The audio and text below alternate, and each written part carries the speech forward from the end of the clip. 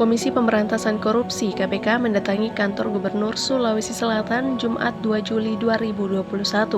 Dalam kunjungannya, KPK melakukan pertemuan dengan pihak Biro Pengadaan Barang dan Jasa (PBJ) Sulsel yang didampingi oleh pihak Inspektorat. Person in charge Tim Koordinasi dan Supervisi Bidang Pencegahan Korsubga Wilayah 8 KPK Sulsel Tribudi mengatakan, maksud dan tujuan kunjungannya untuk melihat bagaimana progres pelaksanaan pengadaan barang dan jasa, baik yang berasal dari APBD, Dana Pengalihan Ekonomi Nasional, dan DAK. Ada beberapa catatan sih, misalkan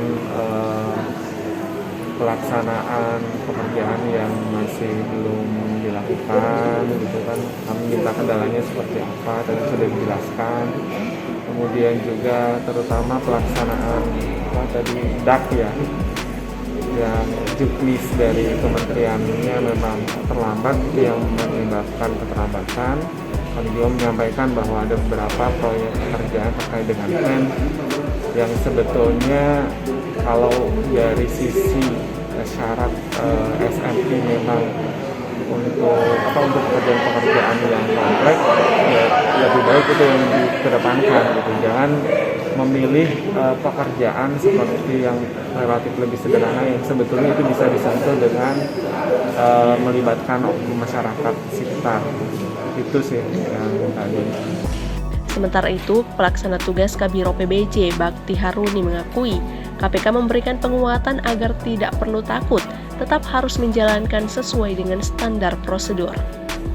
Pihaknya telah melapor ke KPK terkait kondisi yang ada saat ini, yakni Pemprov sementara dalam proses perbaikan, termasuk pengaktifan Dewan Pertimbangan Etik, perbaikan penghasilan tunjangan, dan sarana kerja yang lebih baik.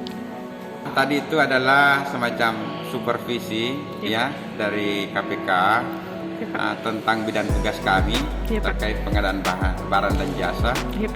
Tetapi beliau juga mengaitkan dari perencanaan dan pengawasan pelaksanaan. Dia menilai bahwa kita sudah melakukan langkah-langkah untuk perbaikan, namun ada beberapa catatan terkait dengan itu. Dia hanya mengingatkan tidak perlu ragu, tidak perlu takut, laksanakan saja sesuai aturan, kemudian lebih mengakselerasi untuk menunjang pemulihan ekonomi nasional, seperti itu. Sekedar diketahui, setelah kasus dugaan korupsi di lingkup Pemprov diciduk, KPK melakukan pengawasan lebih ketat terhadap roda-roda pemerintahan.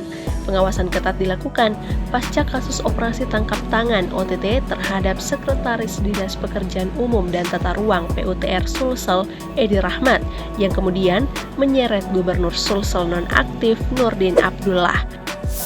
Dari Kota Makassar, Selvi Sultan, Fajar.co.id melaporkan.